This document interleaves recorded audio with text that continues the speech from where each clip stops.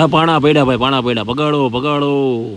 આ જે ભાઈ કાશ્મીર, જમ્મુ અને કાશ્મીરની વાદીઓ, પહાડી એરિયા, ફૂલે ફૂલા ટનલો ને જો તમે કાંઈ ઘટેની અહીંયાથી વ્યૂ જો ગાડી જાય તો શું હાલત થાય. વાહ વાહ. અને રામબાણ 4 કિલોમીટર ભૂસ્ખલન વાળો એરિયા આપણે કહી શકીએ. તમે ખાઈ લેજો. બીજા બધા શું ખાય? આ રોટલી લઈને જાય ભાગી. જેમ જોયું એમ પોલીસ વાળા અત્યારે આવી ગયા છે, 12 વાગ્યા છે ને એમ કે છે કે અડધી કલાક ભાઈ ટમેટા ને મરચા આપણે અહીંયાથી લઈ લે, હું રેકડી છે.